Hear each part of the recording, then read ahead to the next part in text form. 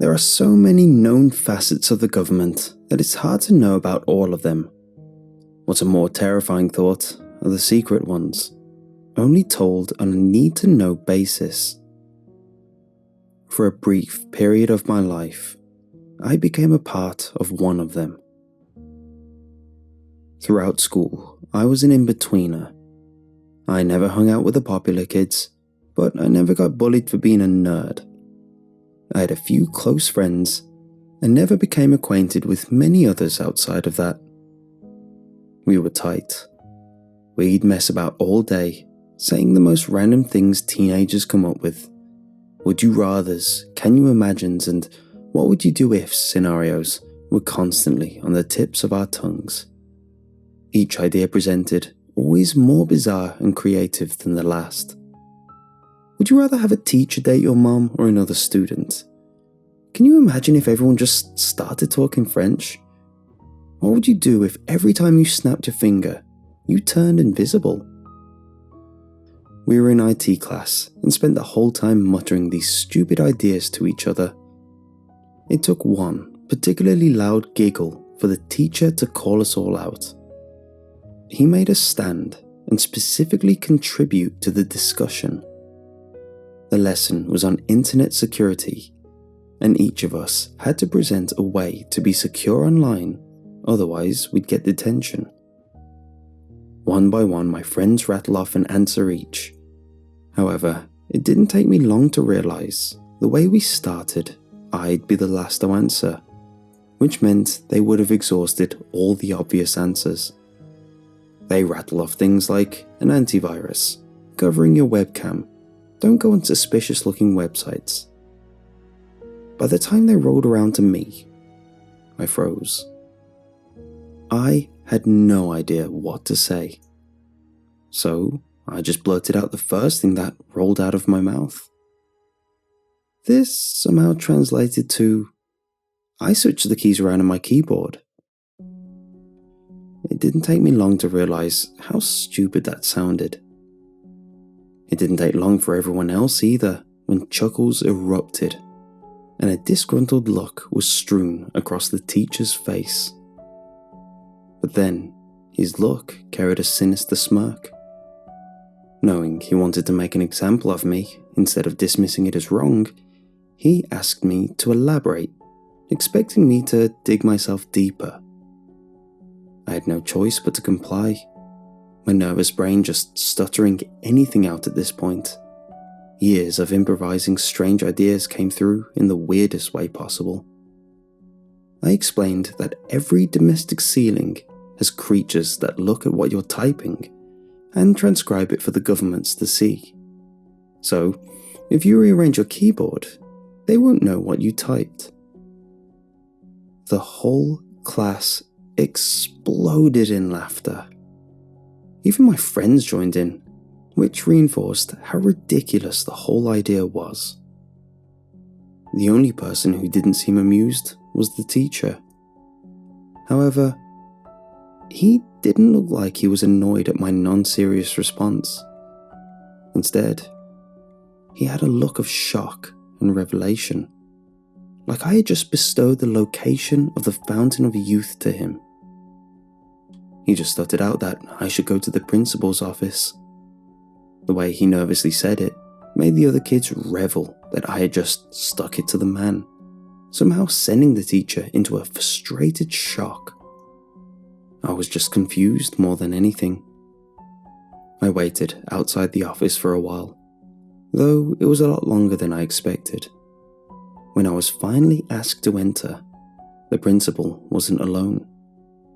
Next to him were two nondescript looking adults that simply said they were auditing the meeting. The IT teacher came in soon after, now looking more exasperated. It seemed he was keeping in this panic the whole time and was finally allowed to show it. He aggressively heckled the principal to make me explain what happened. I was taken back. I didn't think what I said was that bad, but nonetheless I explained it in full, expecting him to slap me with detention for acting up.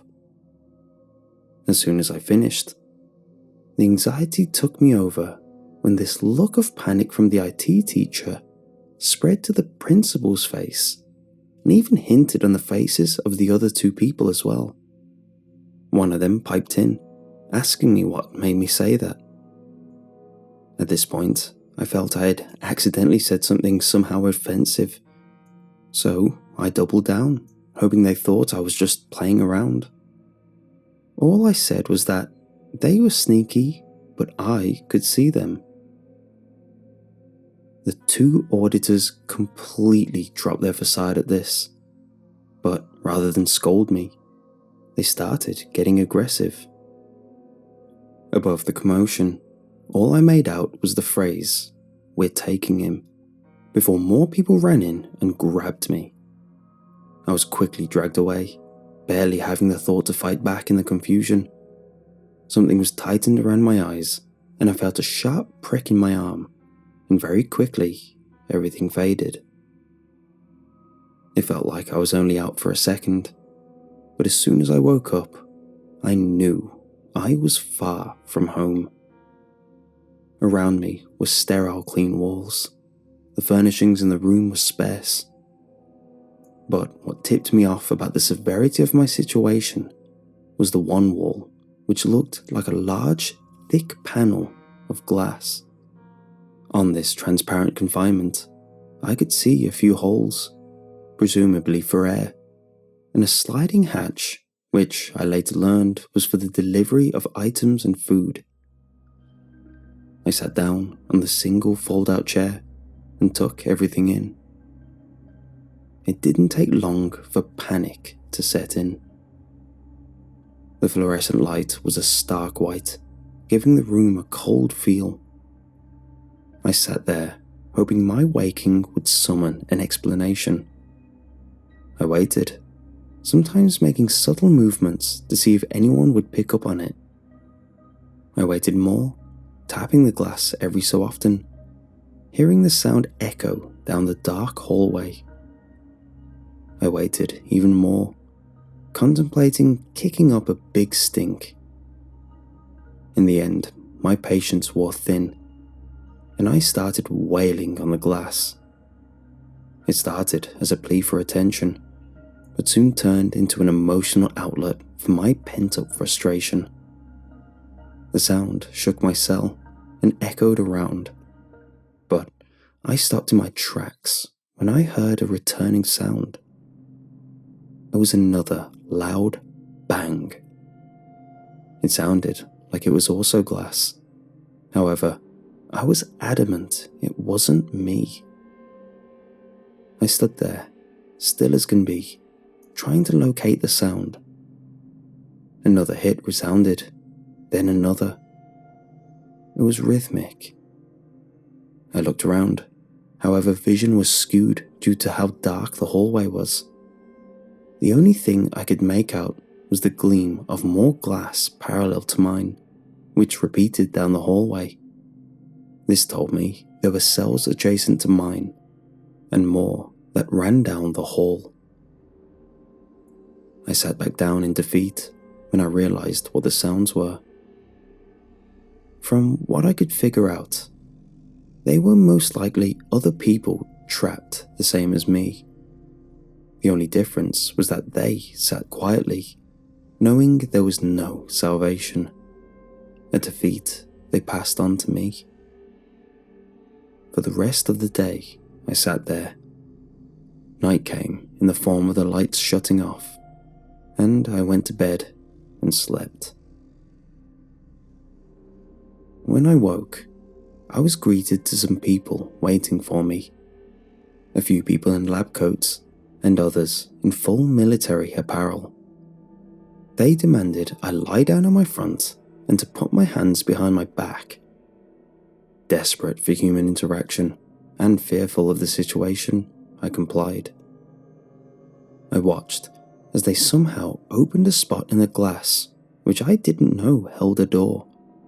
The scene was almost too perfect to see with the naked eye. The military personnel rushed over and secured my hands and lifted me. From there, I was escorted with the rest of the staff down the hall.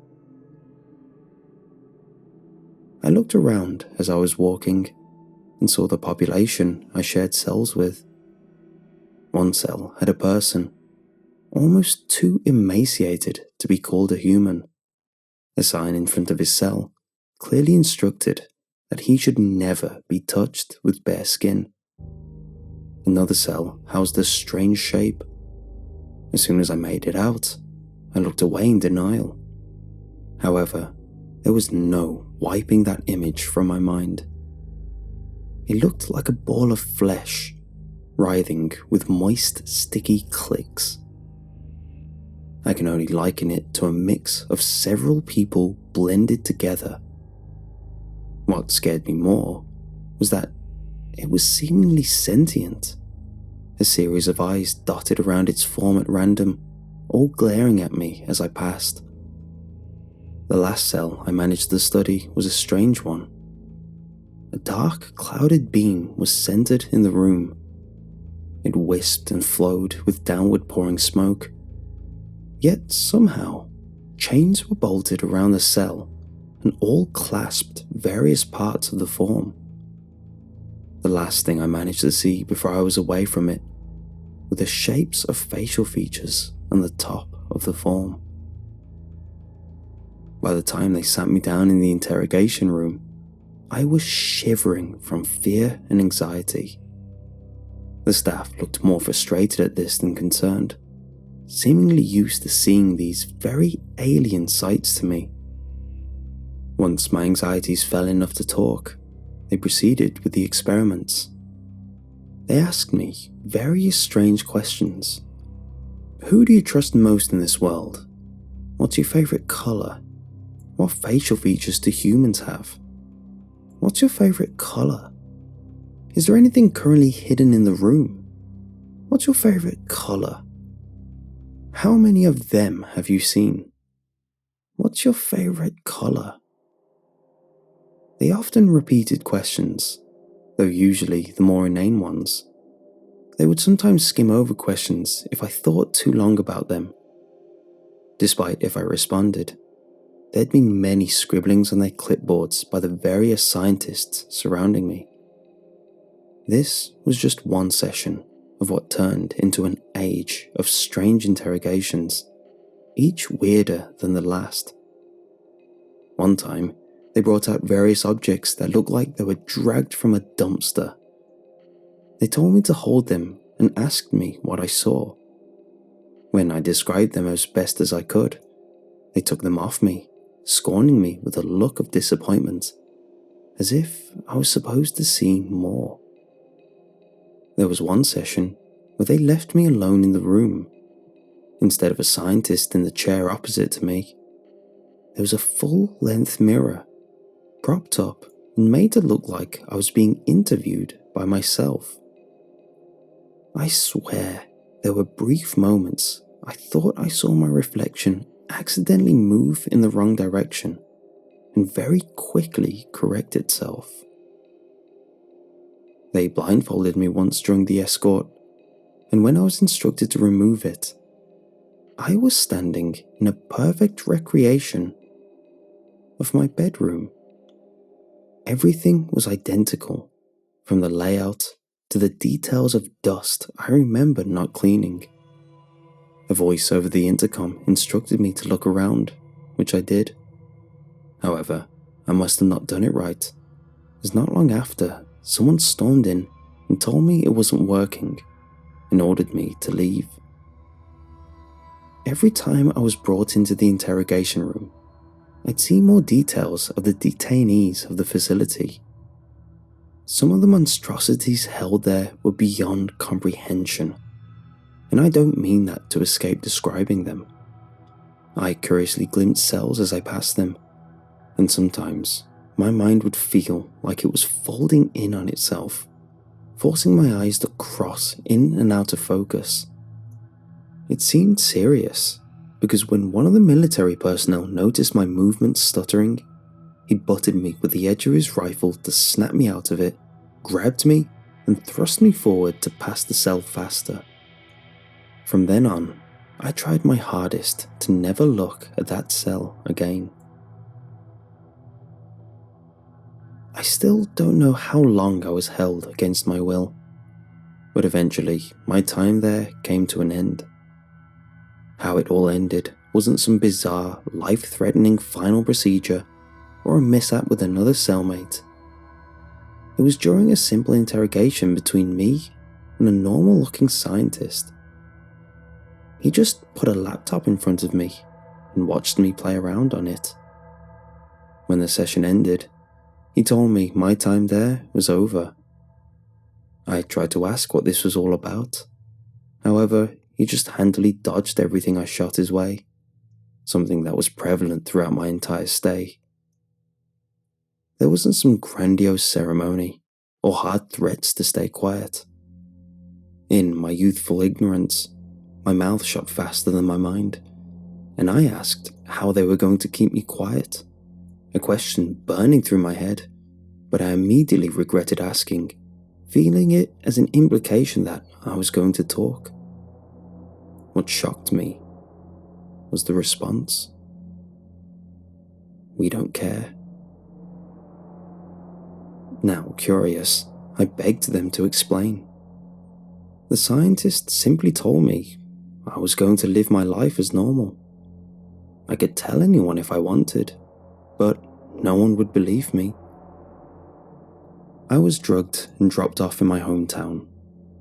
I awoke in a bus shelter not far from my house, next to a luggage case. It had my name on it, so I hazily dragged it back to my house, nervous about how my parents were going to react. I knocked on the door and waited. What preceded was a heavily warm greeting from my whole family, even members I didn't expect to see there. I asked why they were all gathered, and they responded that, apparently, I told them to. Supposedly, I informed the family that this was the day I finished the trip I went on. I had to get them to explain it, to their confusion, but apparently it was orchestrated that I was deemed a prodigy in school and was needed at an academy for gifted children. At first, they were hysterical, however soon accepted the situation when I constantly wrote home and left messages about my progress. I honestly feel they were so starved for attention that they blindly accepted any interaction with me as truth. However, I knew it wasn't me. But no matter how much I tried to explain that, they just blew it off as a joke, a hint of fear sometimes lurking in their eyes as they did so. I took that as a hint to stop pressing. Everyone in my town seemed to be clued in on this explanation too. There were even small local news stories done on my progress at this school. To some, I was a local pride. I've tried bringing up what really happened. However, every time I'm handily dismissed. I tried going beyond my town and confessing everything online. But, as they predicted, who would believe such a tall-sounding tale? I've tried moving on.